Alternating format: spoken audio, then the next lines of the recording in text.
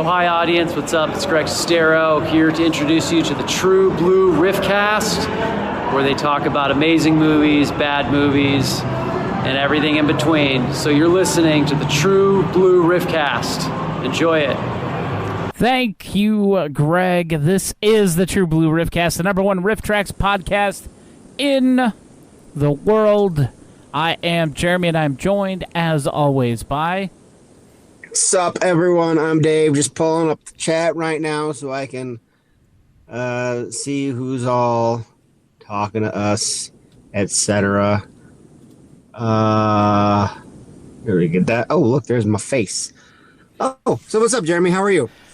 I am okay. Only got screamed at once over the weekend at work. Oh.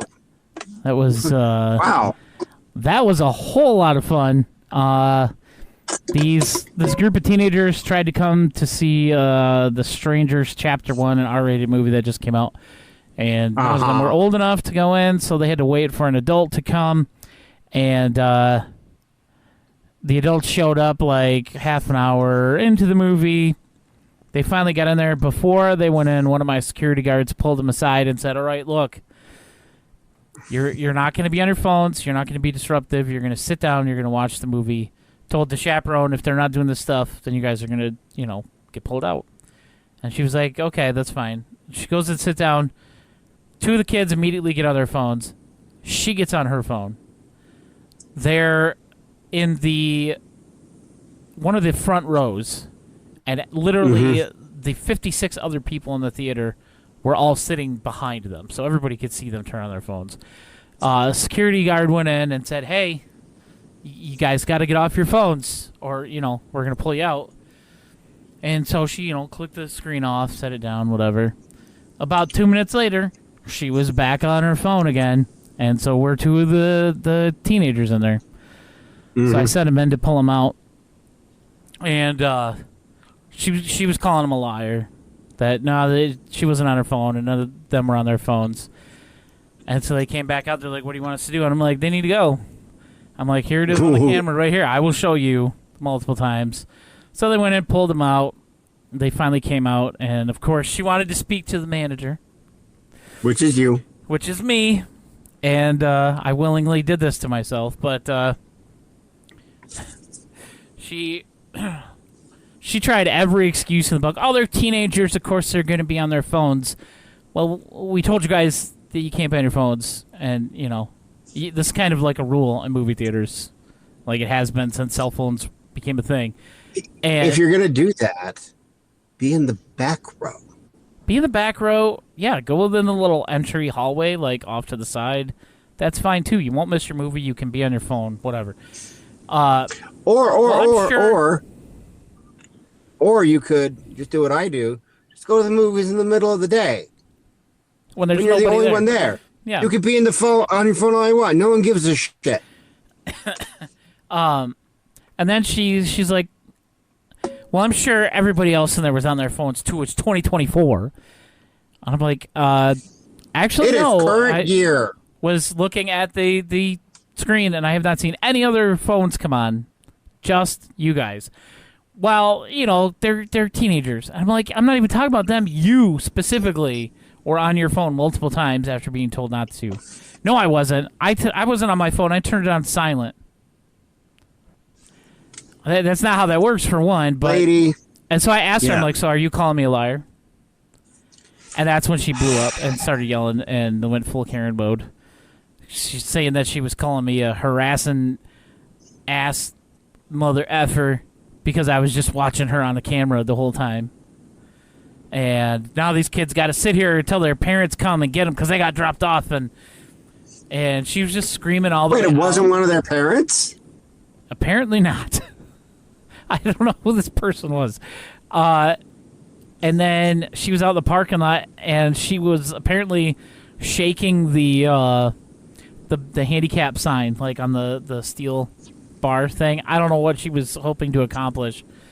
And then she was out there screaming at people on the phone for like a half hour before they finally left. So that was the excitement that I had over the weekend. Well, no, because on Sunday our theater decided to crash. Oh yeah, you were telling me about this. Yeah, like movies weren't loading, and yeah, it was a big pain in the ass that took me like an hour and a half to fix. But yeah, other than that, everything's been fine, except for the fact that I watched Ember Days today. Oh yeah, I watched Ember Days today too. Whew, Wow. that was a thing.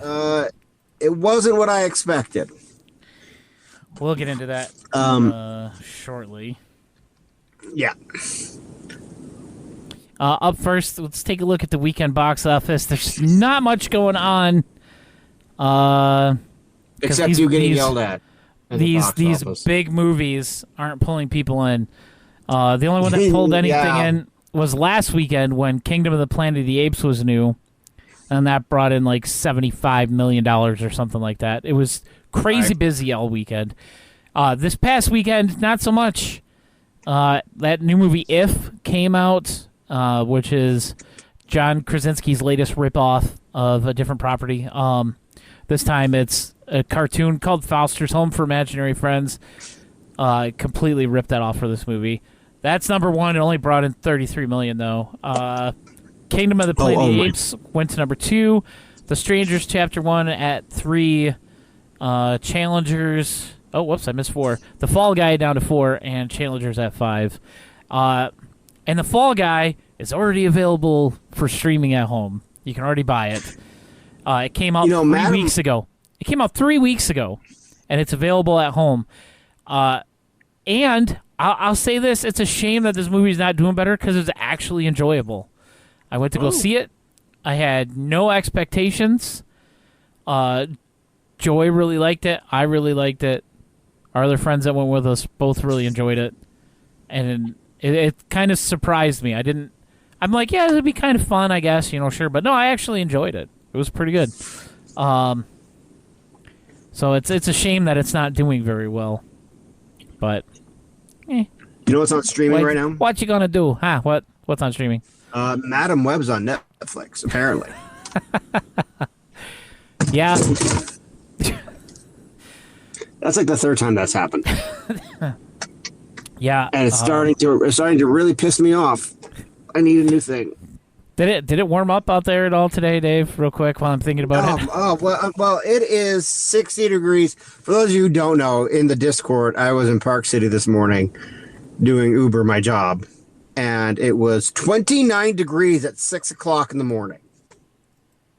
And I was like, it is May 21st, people. Like, let's get our act together here. I mean, come on. Everywhere else is like 85 fucking degrees. That's what it was here. And it's like winter just like will not leave me alone. It's like a bad ex who like wants to move on, but is still like, hey, I'm still a thing. Remember me? I'm horrible. That's what this winter is like. Like, no, I want this other girl now whose name is Summer. Fuck off, please. So I'm not going to go too much into detail about it. But James Wen's Twitter has been really interesting. Oh, really? No, no, not really.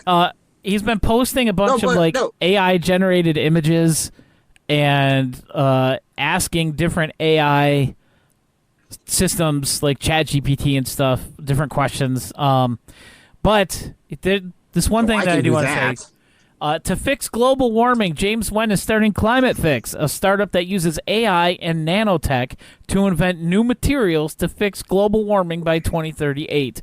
James is frustrated and disappointed with the current slow pace of climate tech developments. Climate Fix by 2038 or the end.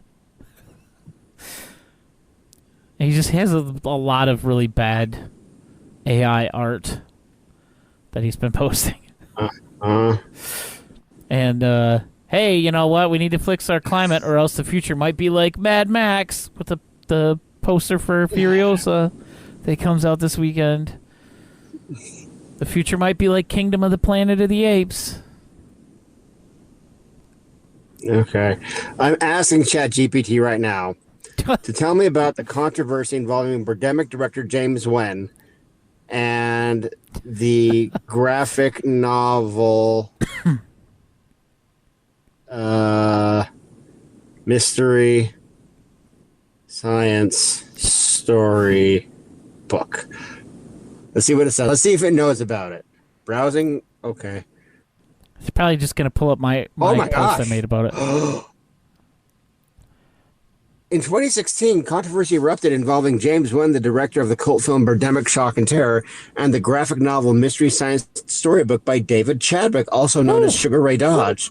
What? The graphic novel reimagined scenes from the notoriously bad films, including Birdemic, as children bedtime stories. This parody approach aimed to provide a humorous twist, and the content typically featured in shows like Mystery Science Theater 3000 and Riff Tracks. Nguyen issued a DMCA takedown notices to platforms like Amazon and Blurb, claiming copyright infringement. As a result, the graphic novel was removed from these platforms despite its clear parody nature, which should be protected under fair use. This led to significant backlash from the creator and his supporters, who argued that the work was a legitimate form of criticism and parody, thus falling within fair use. The controversy highlighted issues related to DMCA abuse and the difficulties independent artists face when defending their work against such claims. Chadwick continued to fight the takedown, seeking to restore his work on the platforms and rallying support from the community to counter Wen's actions. Wow. That's insane. That was way more in depth than I expected that to be. Me too. I thought it was just going to bring something up about, like from my article or something. I thought it was going to be like, what are you talking about? Sorry, Dave Chadwick is unknown. Here, hang on. So, well, it's pulling from my website and what's this other one? And pbnawesome.com. That's what it pulled from. Interesting. It pulled from my old blog and your website. Yeah. Oh man, that's crazy. I was gonna say, wow, that's a really in-depth retelling there. A quick retelling of the story. So yeah, wow, that's insane. But you know what else is insane? Name that Jeremy. Yeah. So, here, hang on. Let me take a look here. No, I don't want that. I just want to see. Oh, we're all by ourselves. Okay. Hey, let everybody know in Discord that we're live. That's what I'm doing. I'm bringing it up right now. Okay. All right. So, this week on Name That Jeremy, it's going to be another head-to-head battle. And I think Jeremy's going to appreciate this, because this is between two Riff Tracks Presents entries. Oh. And it's interesting because we talked about both of these on the same episode of the True, or it was either the same episode or we talked about them back to back. It is between these quotes are from either Earth Angel by Bridget and Mary Jo. Oh. Or Invasion of the Bee Girls by Brit Tracks, our friend Matthew J. Elliott and Ian Potter. So, I think I might Jeremy be able to remember some of this stuff. Yeah, it was only 3 years ago. No, but I'll tell you what I remember about both of these. I remember we both enjoyed them quite a bit, and we both had a lot to say about them. Yes. So, especially Invasion of the Bee Girls and the unnecessary 70s boobs. yeah. Oh, jeez. So, are you ready? Sure. Okay. So, let's go ahead and say, okay, so here is the first one. This is a riff. Okay. Perhaps you recognize me from the back row of the Sgt. Pepper's album cover. Oh. Invasion of the B-Girls. That is Earth Angel. So. Ah. Okay. So I was this just next going one with is, British. Yeah. Yeah. So you're 0 for 1. Next one is, this must be the extremely straight mullet store. Extremely straight mullet store. Yeah. I'm gonna stick with B-Girls. I'm gonna say B-Girls for this one. That is Earth Angel. Son of a. Wow. Okay. So you're 0 for 2. Mm-hmm. So you need to get a perfect score. I don't think you've I'm ever been in confident. this situation before. No, I haven't. I don't think you've ever been in this situation before. Okay. What about 21-year-old? What about a 21-year-old boy who dies of thrombosis? Isn't that a little unusual? Then the riff is, boys usually don't have access to trombones. B-Girls. That is Invasion of the B-Girls. Okay. So you're 1 for 3. Yes. I didn't get skunked. Me too. That's what's important. Yeah, you didn't do an offer. So here's the next one. So this movie is like Back to the Future married Peggy Sue got married and there were irreconcilable differences. That's Earth Angel. That's Earth Angel. Okay. So you're 2 for 4. Next one. I don't know why, but I'm suddenly craving a Pepsi and a hard-boiled egg. Pepsi and a hard-boiled egg. I'm gonna say that's Invasion of the B-Girls. That is Invasion of the B-Girls. So this next one, I think you're gonna get it. Make it or break it. Cleavage isn't Squad. Cleavage Squad, a Quinn Martin production. it? That's Invasion of the B-Girls. That is Invasion of the B-Girls. All right. So after a little bit of a rocky start, admittedly, you've passed by the skin of your teeth. You are not a loser. So 4 for 6. Good job. I'm happy about that. On movies you probably haven't seen in 3 years. God damn it. I'm going to get... This is the last time with this one. I swear to God. Am I even doing this right? Is this even correct? Oh. I even have like on the correct thing here. Hang on, guy. Oh, you know what? Something entertaining before we talk about Ember Days. It's probably That's good. okay. That's all right. It's okay because, hey, guess what? Oh, no, wait. No, okay, now everyone is here. Now I come back into Twitch and there are 4 people here, which means all of our people are here. They saw you achieve victory and name that Jeremy, and they saw my phone fall off the goddamn windshield. Yeah. I don't great know night. And who's now we here get to talk exactly, about- but And now we get to talk about Ember Days. Ember Days. So this movie was confusing as hell. Yeah. Here, let me read to you what I found about Ember Days on Wikipedia. Okay. I can't even believe this has a Wikipedia entry. Ember Days, quarter tenths in Ireland, are quarterly periods, sometimes said to be a corruption of prayer and fasting in the liturgical calendar of Western Christian. I don't think this is the right entry. No, this there's is no not the correct Wikipedia Ember page. Days. There's no Wikipedia page for Ember Days. Read the whole thing. Read the whole thing. I already closed it. It was just for the bit. I'm not going to read the whole thing. For the bit. I will read this, For the though. bit, the bit was, I was supposed to say, no, okay, like, here's the bit. He was supposed to read the whole thing because this happened before the podcast. And then I was going to say, that sounds infinitely more interesting, and it's not, I forgot than about the that. movie Sorry. we watched today. I forgot you said that. Because I was only thinking about when I read you this that I found somehow that is apparently the plot of this movie. We could ask ChatGPT what the plot of Ember Days is. Maybe it knows. We'll see what it says before I read this one. Okay. But the I'll ask tagline- it. You read it. You read it. And what is the... It is raining in the city, and the gods are going to war. The falling angel Azazel has come to Earth at the behest of the Winter Fairy Queen and formed an alliance with the Greek god Hermes. Together they seek to resurrect Azazel's demigod children, the Nephilim, whose existence would destroy the world.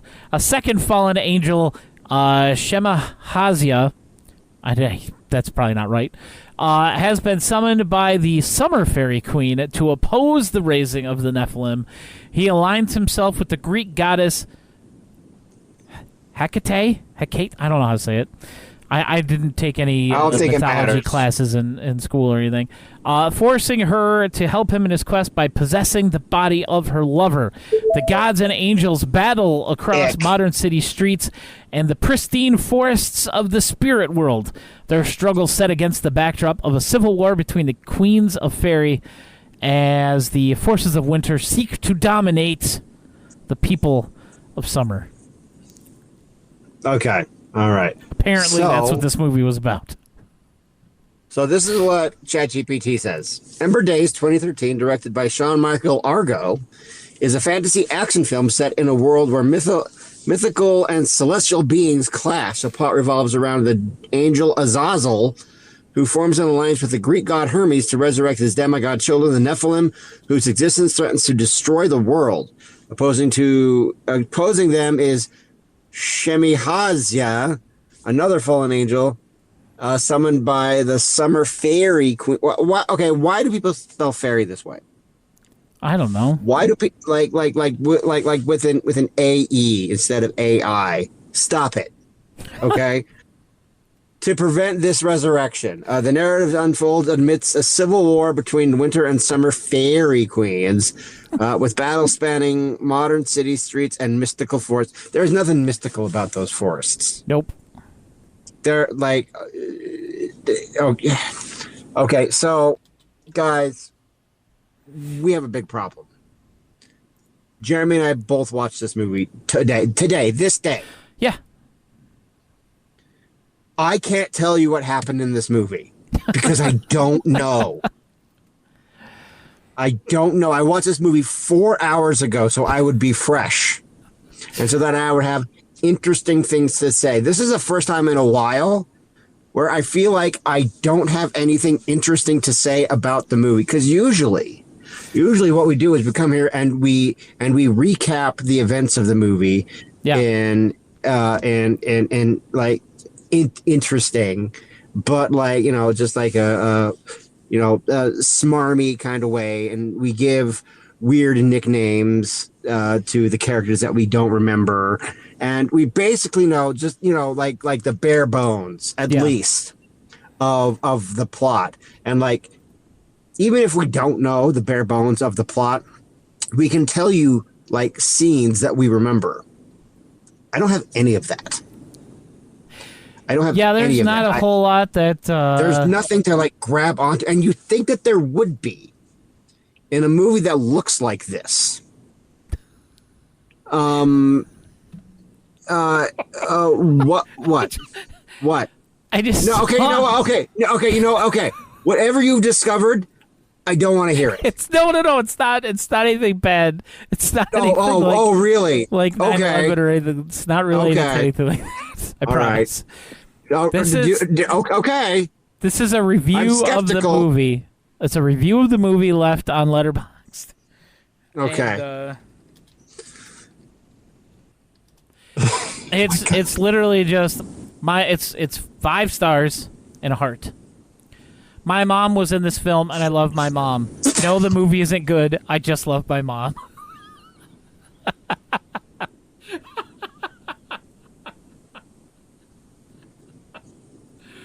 Oh. Who is his mom? Like which one? Which one is the mom? That's literally all it says, and it's just by V. Fan fiction, the motion picture. Riff Tracks is the only reason I sat through this with 1.5 star. Yeah, there's gonna be a lot of those. But okay, so this movie was now there is an interesting correlation between this movie and the movie I was in. What the hell was it called? Templar or something or other. Yeah. You know more about it than I do. Templar Nation. Because this movie was released in 2013, and so was Templar Nation, which means that they were shot at the same time. So I did a little bit of digging. Okay.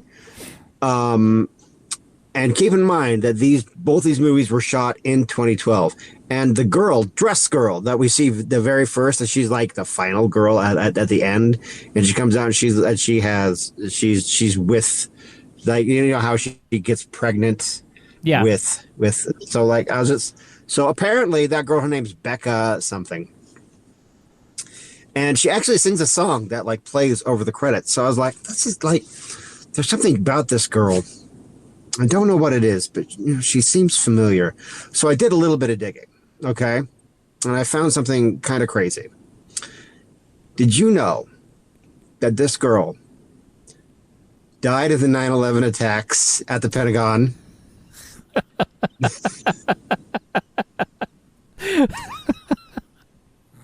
It's crazy.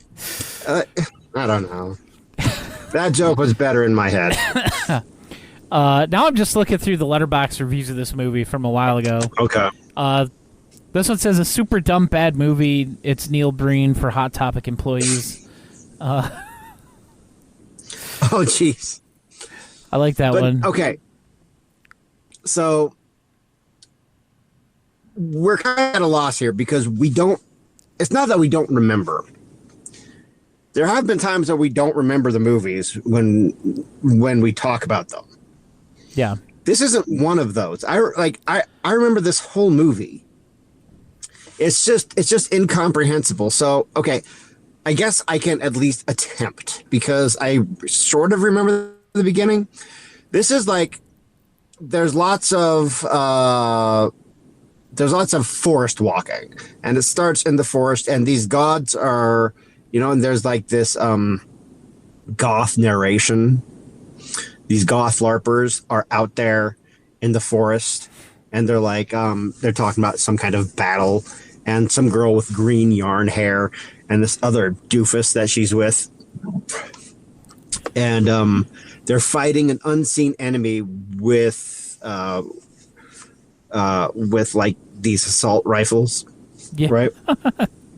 And they're shooting at something, and we don't know what. And they're like, blah, right? And then it cuts to a guy sitting like with these weird neck tattoos, okay? And he's talking to a snake. He's talking to Lord Voldemort. Yeah, he's basically talking to Lord, or is it Voldemort, or is it Nepenthe,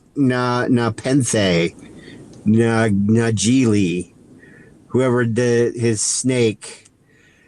He's talking to a snake. He's a Harry snake. Potter. Yes. It's like parcel tonguing this snake, and I think like it seems like the snake says that like I witnessed the creation of man, so you're kind of sort of led to believe that this is the snake from the Garden of Eden, but turns out that that's not the case.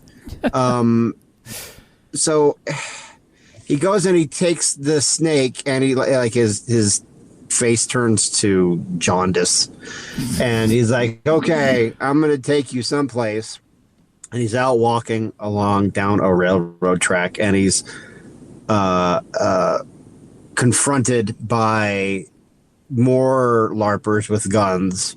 And it's like, hey, come with us to go see the Fairy Queen. The fairy that we spell Faerie. I think they just call him the Fae, don't they? Yeah, like that's like, but it's not like, just say it right. It's a fairy. You're just big fairies. You're like Tinkerbell when Julia Roberts and Hook came to full size. It's fine. If you want to be a fairy, be a fairy.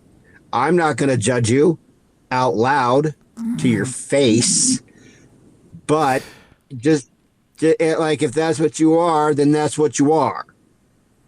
So they go down and they talk to blonde lady, who is either like the queen of winter or summer or something, and they talk in Ren Fair LARPer speak. Apparently, And then summer. there, yeah. And then there's a confrontation between the two factions of fairies, and one side gets wiped out. And then Hermes, I guess, is our main character. Well, he's I the don't main. know. He's the main. He's the guy with the neck tattoos. That, Yeah, well, they along with yeah. everybody else, disappear and reappear from scene to scene. It is very incoherent. Could you say that they made? I made a mistake. It's not Sorry, funny. That was perfect. God, That was the best best timing. I'm getting annoyed by this.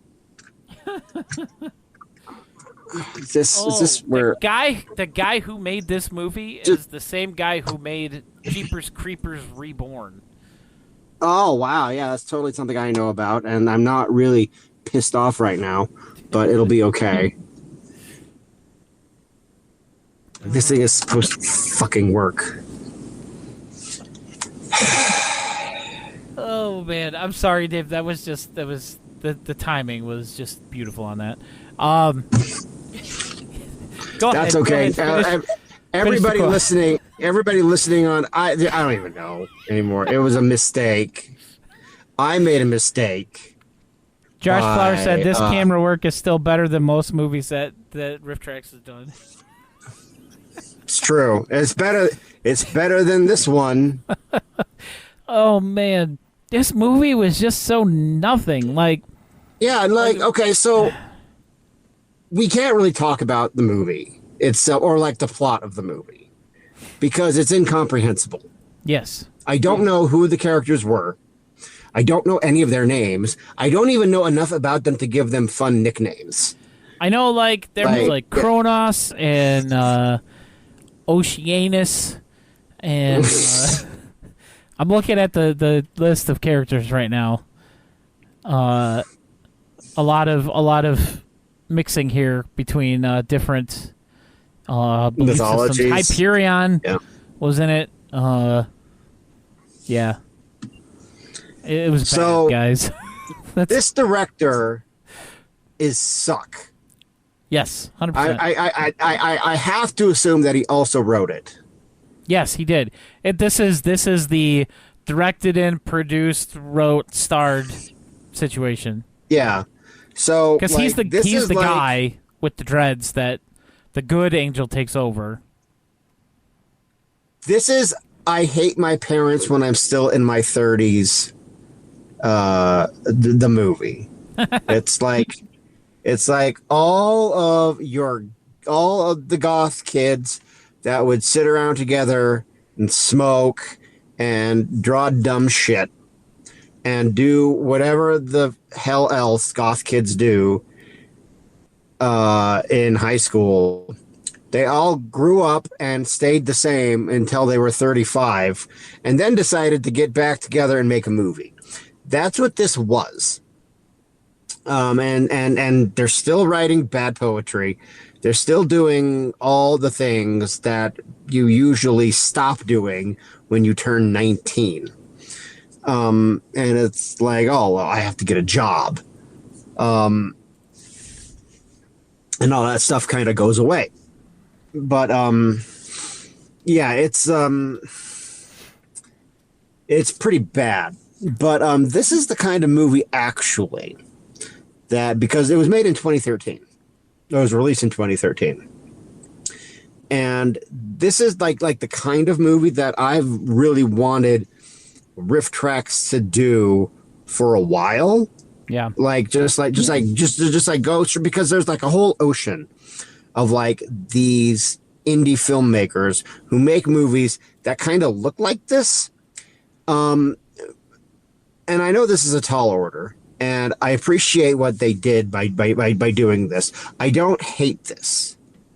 It's not like Things or Copper Mountain.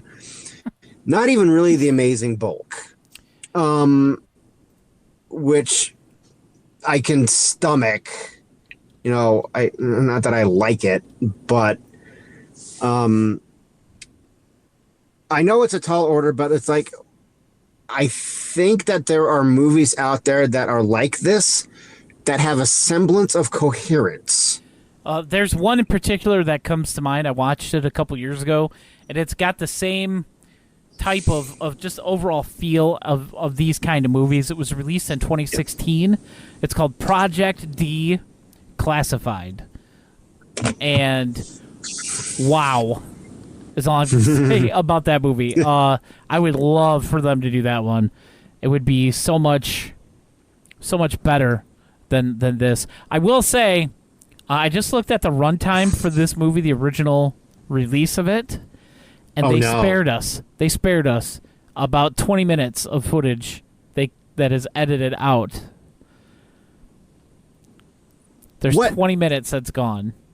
Okay, well, so it's more like 18, but still. I don't know what I mean. I don't know if like maybe if you put those 18 minutes back in there, maybe it would make sense. Probably not. But so I can't imagine. Okay, so you go to Amazon and you look at this movie, and it only has like I think 8 reviews, and they're all from 2013, and they all say this is terrible.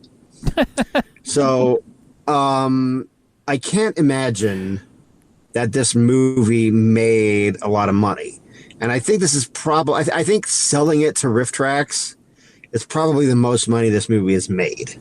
Yeah. Probably. I mean, it's like Quest of the Delta Knights. Yeah, probably.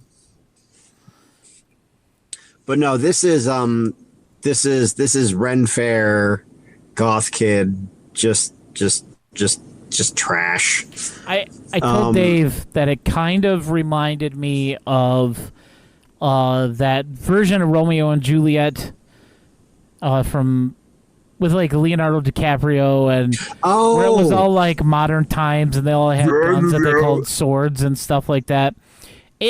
It's kind of reminded me of that, but well, I mean, obviously, okay. Look, that movie has a conceit that's going for it. Yeah, and it also has a story that is comprehensible and familiar to many people. This you can watch it, and 4 hours later, you don't know a thing about it. Like, I'm really at a loss. Like I kind of feel like I came to the podcast, even though I did everything you could possibly do to prepare. And it's I don't know what else to say other than the website's gone. EmberDaysMovie.com is available for purchase. Oh, Citizen Yard says she likes that Romeo and Juliet. I haven't seen it. The only thing, well, I think I may have seen like parts of it. I think what was it released like in the year 2000? There's a cop who just like said Romeo is banished. Like I think now I don't remember that play very much, but I think it's probably after Romeo. Doesn't Romeo kill Mercutio? I don't know. Like. I really need to brush up on my Shakespeare. But I mean, Romeo and Juliet is awful anyway, so just in general. Well, you think so? Yes. Oh, this is interesting. This is an interesting. Citizen Yard says no. Tybalt kills Mercutio. Well, then why was Romeo banished? I haven't guys. I haven't watched Romeo and Juliet since ninth grade, because in high school they made us read a novel a year, and you had to watch Cypher in the Snow too. And Romeo and Juliet was ninth grade, and I do remember that they showed us an adaptation, like some European adaptation of it, and it actually showed Juliet's boobs. We watched that one in high school too. In ninth grade, it was from 1960 something. Yeah, and it's like, now, okay, how old are Romeo and Juliet? They're like really young, right? Yeah, they're really bad. The Romeo plus Juliet, the one with Leonardo DiCaprio and Claire Danes, came out in 1996. Oh, I was way off. I thought that was like 2000. 96. That's the year that my wife and I met. Oh, wow. I was in ninth grade. Full stop. 13 They should in a do play. that. So, Jeremy, do you have anything else to say about the movie that we watched, Ember Days? Because it's like, The part of the problem, and we mention this a lot on the podcast, but it all comes down to movie selection. Yeah. And this one, it was bad, sure. And the riffs it's were in the great. right I was ballpark. laughing. It's in the right ballpark. I laughed so much during this riff. Yes, That's it was not the pretty good. It problem. was a fun time. That's not the problem is it felt like zero people in this movie had That's any exactly right. passion or desire to want to make this movie and to want to make something fun and good. And Right. it didn't happen. There was nobody put their heart into this movie. There's no personality at all in this movie. You can see the apathy now. It has personality in its aesthetic, I think. Yeah. But you can tell that the actors are just checked out. It's close. It's almost there. Yeah, But it's just like not even the director. I don't think who like okay. So there is a scene where like okay, so this movie was clearly shot over the course of several months because they have summer fights and they have winter fights. And towards the end, there is a scene where the director is fighting some other guy in the freshly fallen snow in the forest. Guys, if I was in that, and I've been in movies like this, I have an IMDb page and everything. If a director asks me, it's like, hey, come out into the forests of Utah and fight in the cold ass freshly fallen snow, I would have said, I'm not going to be in your goddamn movie. That is ridiculous. It was actually filmed in Washington. Oh, that's worse. Yeah. Oh, dude, like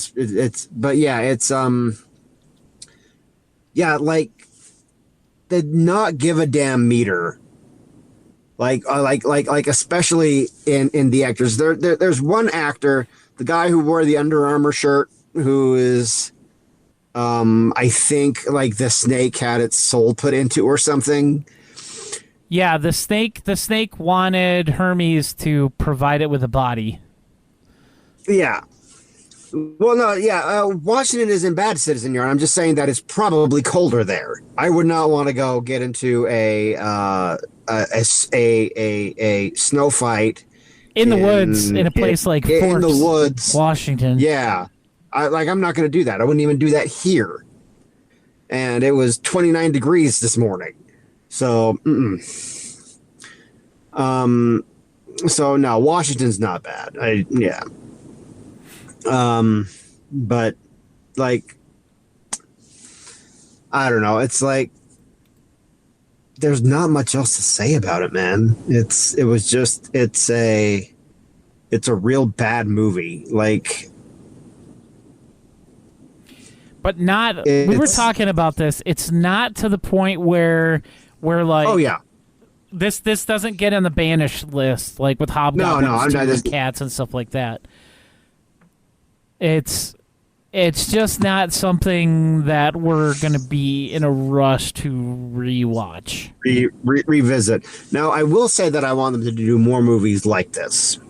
I think this is a step in the correct direction. I mean, look, we've gotten a bunch of really, really good stuff lately. And I say, like, the stuff in the correct direction, like, Riff Track's been knocking it out of the park lately, like with Little Mermaid, Spy High, Creating Rem Lazar, even The Amazing Bulk. They go back to Paradise Motel. Inspector Mom was really, really good. Just like in the last year, like it's been we've had just fantastic releases. Yes. Yeah. In the last year. What did we say? Was it 2017? Was it 2017? Was that the year that we had all those other really good ones with the talking cat? Yeah, well, yeah. Well, I mean, like I'm going to say that's 2017 because it's like that was also the year of the infamous Bear Run. Yes. Which, so it was probably that year because 2017 was also Psychotronic Man. It was Star Games. It was I believe. Oh no, I was going to say God Monster of Indian Flats, but that was 2018. 2018 had some really good ones too. Spiker, A Talking Cat, really, really, really good stuff. And this last year has been exceptionally good. Yes. With like Bog and Fatal Combat, and I think that this kind of movie, I hope they do more of this kind of movie. But I just hope they find better ones. Because it's really bad when I can't even remember anything about it. And the thing is, it has such a distinct style, such a distinct aesthetic. Like I was actually very excited to watch this movie because I was like, oh, here we go. We're going to make fun of goth theater kids in their 40s. It's going to be great. And it was just like this pile of nothing. There was like nothing to grab onto. I mean, early on, and early on, it did seem like that there was going to be a lot of that stuff, like that scene with the snake early on. It's like, but then it just after that, it just sort of died this slow, boring, pointless death. The funny thing is we both at 10 minutes into the movie, I don't remember what exactly happens at that point, but we both looked to see how much time was left in the movie. At the same point, like, it set a record. It set a record for a Copper Mountain effect. Oh my gosh, really? There's this because it's like we have to be not close to the end, but just like okay, oh my gosh, it's only been 10 minutes. New record for that. Yeah, I've never done that. It's usually like at the halfway point, sometimes at a quarter, not a fifth of the way movie through. Like 10 minutes. I was like, is this movie over? Is this movie close to being over yet? And it was not.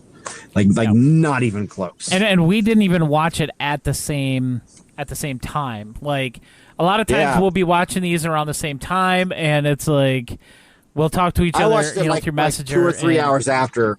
Yeah. I watched about 2 or 3 hours after Jeremy did. Yeah. So, yeah, that's Ember Days, everybody. It was just sad.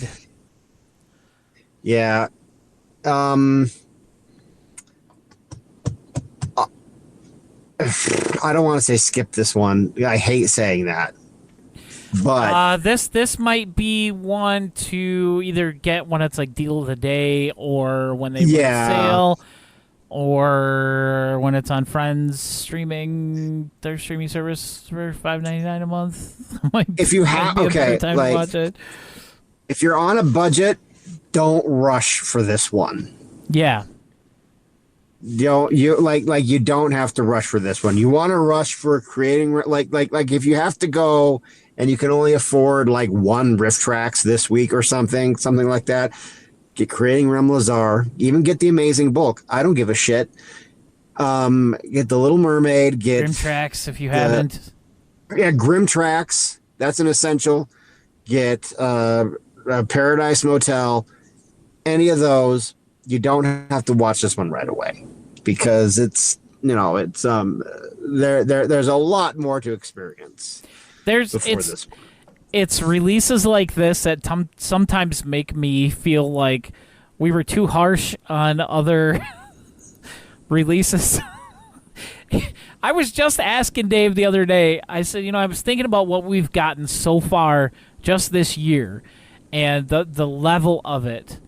And I'm like, how are they going to top this? And Dave just said there's an ocean of bad movies out there. There is an ocean of them. And this one was not one that's going to beat anything this year. No, it's not. This is not. I don't think this is in the running for Riff of the Year. Not to say I hated the movie. I didn't hate the riff. I mean, like there are everyone knows that I hate Copper Mountain. I don't have that kind of contempt for this one. Yeah. This one is in, you know what, if it's on the Twitch channel someday and I've got it on, it's fine, then I'll leave it. Yeah. But I'll leave it. But I'm not, we're both not like rushing back like we would be like with Creating Rem Lazar. Which I watched. I've watched 3 times since it's come out on the Rift. I've watched it. I've watched the Rift 3 times, and I've watched it unriffed once.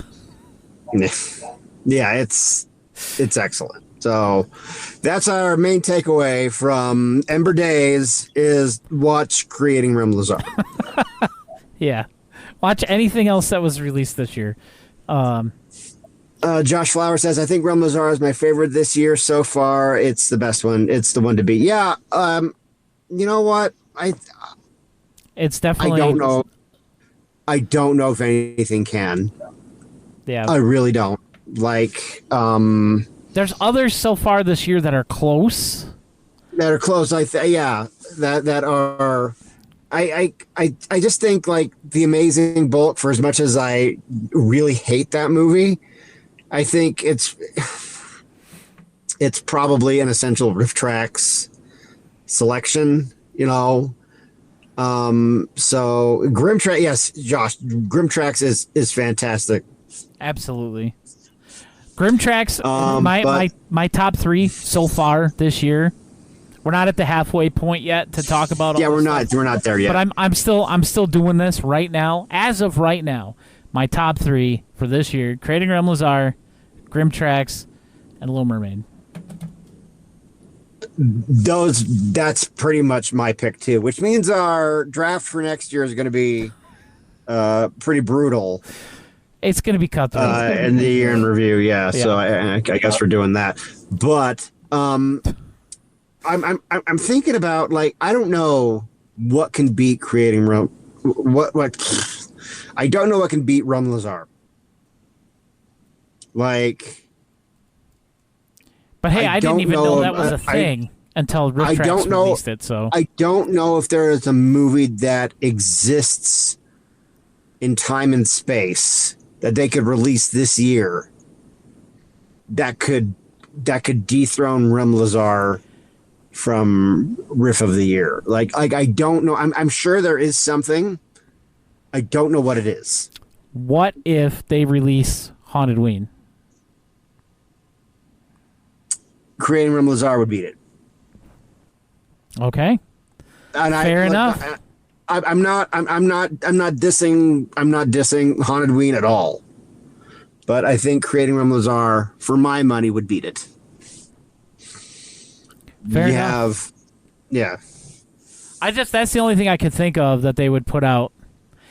Unless they did that Fred Olen Ray Christmas movie. I want them to put out so bad. I think it would beat that too, for me. But well, yeah, I don't think you've actually watched that movie yet. Yes, I have. Did you? You watched Secret Santa? Yeah. Huh. 100%. You I said couldn't to remember me, if and I watched couldn't remember if I said it's that like to you on or not. YouTube. Yeah. No. He's okay. So isn't he like a businessman? And he's horrible to his wife and family. Doesn't like cheat on his wife or something, and then he ends up in Santa's village of madness. Not exactly. Somehow close, but not exactly. He's a car salesman. It's been a while, man. But yeah. I've seen it. I know I've seen it, and I know that the main character is horribly unlikable. Oh yeah.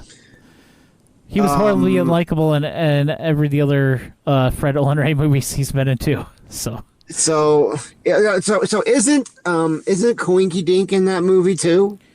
Private Coinky Dink. Yeah, the guy from Dinosaur. Yeah, The guy in from that Dinosaur movie, Island. So maybe that's why I erased it from my memory because it has that doofus in it. Could be. But it's not the Coinky Dink guy from Haunted Ween. It's not. Yeah. Oh no. Yeah. Oh, there's a Coinky Dink guy in Haunted Ween too. Yeah, what a Coinky Dink. Guys, it is not the 90s anymore. Okay, we don't need to say Coinky Dink anymore. We're not 5.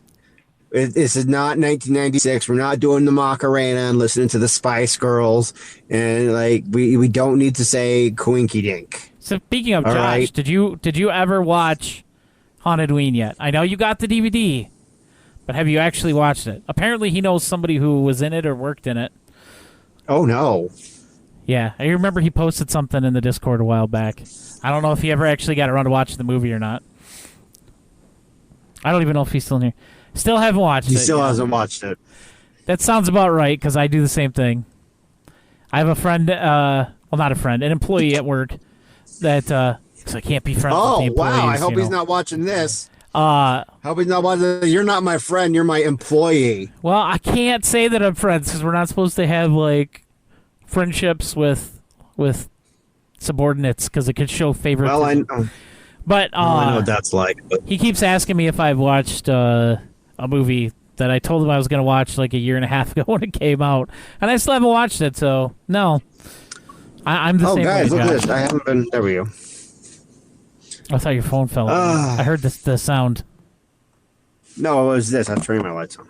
Okay. Well, I was like, think something's that's- different. I think that's probably going to do it for us today. Madam Web. You know, I'm gonna watch God, no. that. I'm gonna watch that for next time. I'm not kidding. It was- I'm gonna make a commitment here on the True Blue Riffcast. Is that next week I will watch Madam Web and I will come here and I will talk about it. And I invite Jeremy to do it with me as well. But if he doesn't want to do it, that is fine. I'll watch can come it. here and go on to. Okay, I'm not scared. Okay.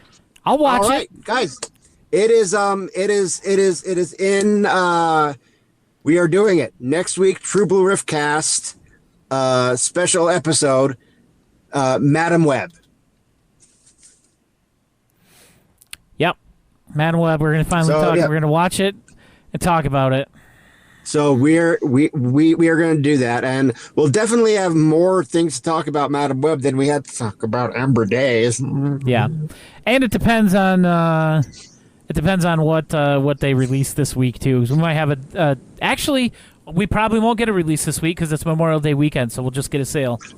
So Ooh, yeah, Madam Web So next Tuesday. So let's come up with an alternative right here. We're producing live on air here, guys.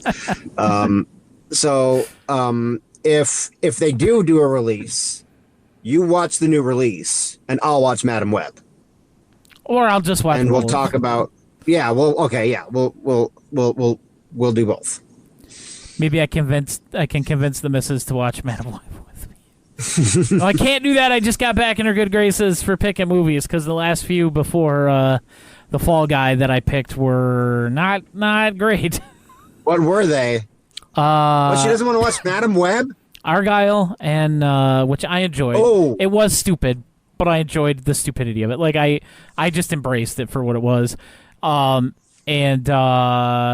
Lisa Frankenstein, which is another one that I enjoyed. It was really weird, and I knew it was going to be weird. And The Monkey audiobook is coming out, right? oh yeah, We that's finally right. got that. Yeah, we finally got that all wrapped up, and it's getting approved by Audible right now. And Rick, in fact, I have to. Rick Wolf, who did the Misty Community, knows him as the guy who does ICW XP. He streams now on Robot Co-op, and he just sent me a thing like during the podcast. I have to go approve something for the promotion of this, but he did ask me. He said, who do you see in each of the roles? And I was just like, I don't know. So I said, just like, oh, well, I mean, if we're getting completely ridiculous, probably Henry Cavill as Dom, just to see cause he does all kinds of dumb stuff. Yeah, he was in Argyle. yeah. Yeah, no, he was Sherlock Holmes. And guys, Sherlock Holmes did not look like Henry Cavill. I mean, I know. Oh yeah, in the Enola Holmes, or whatever on Enola Netflix. Holmes, yeah. Yeah. They say, I saw a meme, and it showed Robert Downey Jr., Henry Cavill, and Benedict Cumberbatch. They all played Sherlock Holmes, and they all placed them. They placed them next to Iron Man, Superman, and Doctor Strange. And underneath is like, you live long enough. It's like you either die a hero or live long enough to play Sherlock Holmes. Even Will good. Ferrell has played Sherlock Holmes.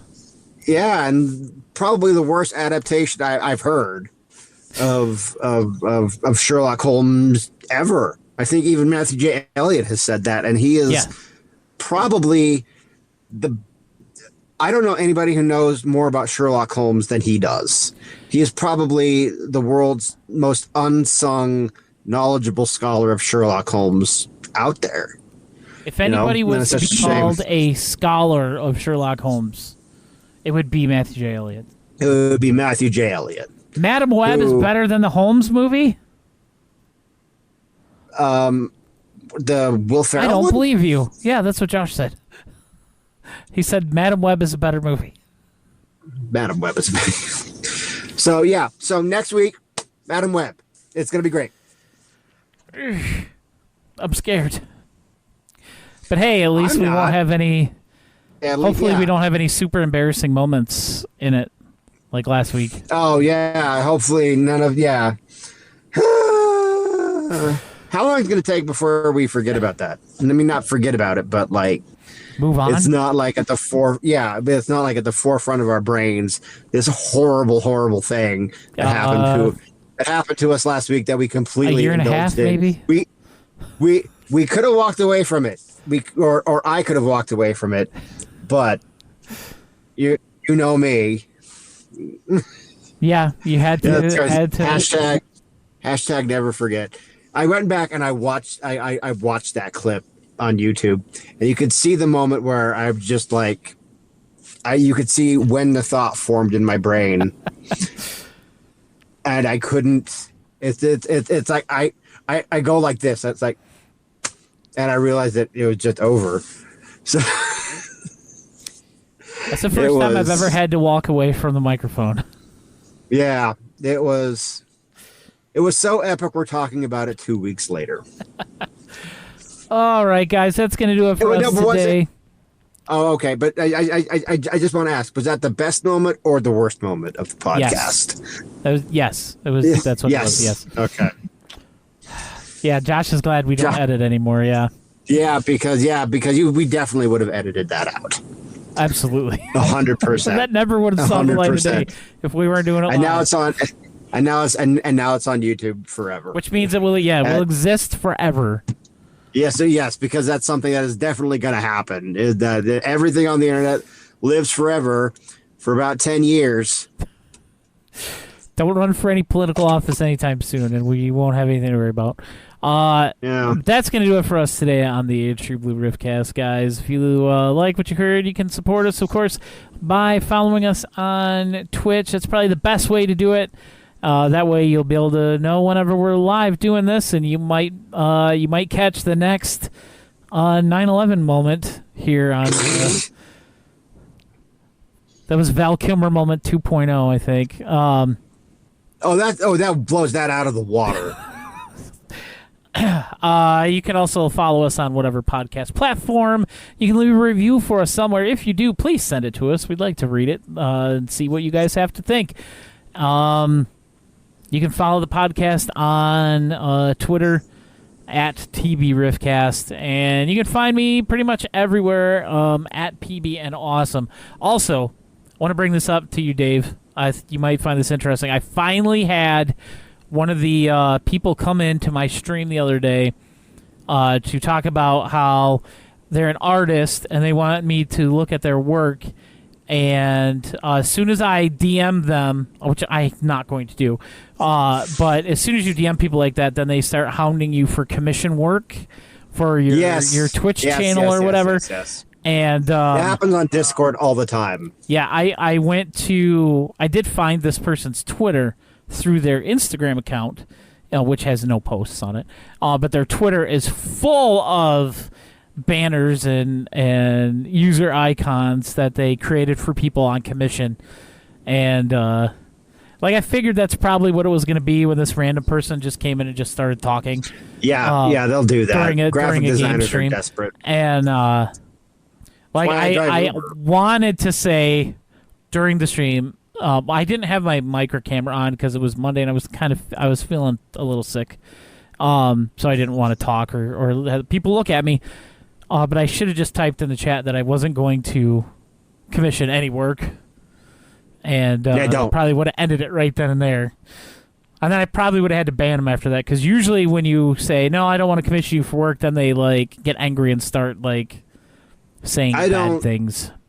No, yeah, I get messages like that all the time on Discord. I'm like, look, I'm my own graphic designer. I do all this stuff myself. Yeah, I tried heading it off because I'm like, oh, a couple of my friends are graphic designers, and I'm like, you can't be nice.